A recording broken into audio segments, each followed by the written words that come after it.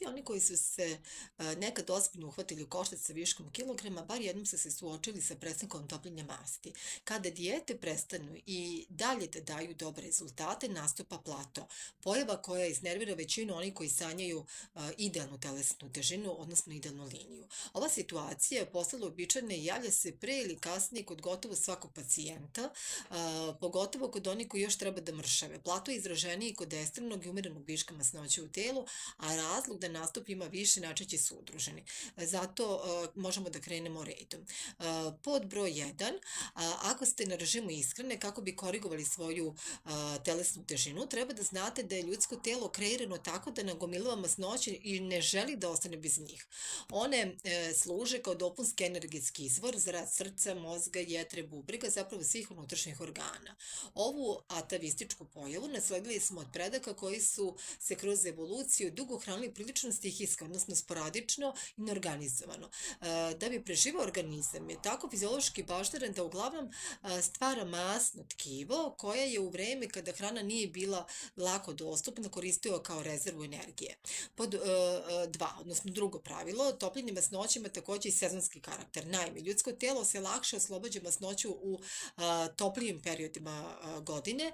Ovo se opet događa zbog toga što masno tkivo između ostalog predstavlja termoizolaciju i štiti od smrzavanja. Pod broj 3, masno tkivo je hormonski aktivno, pa tako, odnosno kao takvo, pogotovo kod žena u perimenopauzi ili menopauzi, služi kao mikrofabrika polnog hormona estrogena, čijim se radom nadoknađuju hormoni koji su prirodno prestali da se proizvode u jajnicima.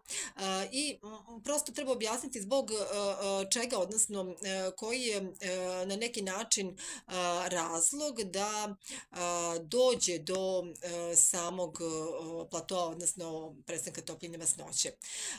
Po nesenih dobrim rezultatima dijete, pacijenti često polako počinju da krše program ishrane i to obično sa prostim šećerima, slatkišima, koji se provlače kroz osnovni program, tako reći neprimetno, ali koji svojim delovanjem ne dozvoljavaju dalje topljenje masnih naslaga. Izostanak nagrade u vidu dobrih rezultata upreko suštinskog pridržavanja programa ishrane može da bude izuzetno frustrirajuće. Ako u periodu od 28 dana do neke 3 meseca priuštite sebi povremeno ili malo odstupanja, tako što ćete pojesti neko parče torte ili komad čokolade, očekujući pomak u mršavljenju. Svako ko želi da se slobodi viška kilograma i koriguje svoju liniju, mora da zna da posle određenog vremena i sasvim mala količina koncentrovanih ugljenih hidrata i prostih šećera neće dozvoliti dalje topljenje masnoće. Alternativa umesto slatkiša može da bude sveže voće bogato vodom sa niskim glikemijskim indeksom i punjenjem poput jabuke, trešnje, višnje. Znači to neko voće koje generalno sadrži manji procenat šećera. Što više masnog tkiva moguće da je osoba, odnosno da će više izgubiti masti. Gojazna osoba mnogo lakše gubi kilogram u početku nego kasnije, a pogotovo kada telo uspostavi normalan bazalni metabolizam. Fiziologija se postarala i o tome. Nije moguće beskrajno mršavati jer se uključujući prirodni kočioni sistemi i organizam da počinje proces preživljavanja, čuvanja masnih naslaga. Ovaj princip je posebno odnosi se na devojke koje ponekad imaju nerealne, da kažem, rezultati očekivanja. Naime, u situaciji kada su im masnoće ispod referentnih vrednosti ili na samoj donjoj granici, a žele još više da izgube na svojoj kilaži, svi kočeni sistemi se uključuju i prave obstrukciju dodatnom topljenju masnoće. Teže mršaviti kad se noć zameni za dan.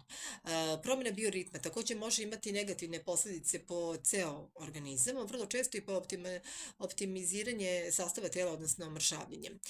Istraživanja pokazuju da studenti koji noću, da kažem, pred ispite daleko teže mršave nego kad su imali normalan bioritam, dan aktivnost, noć odmor.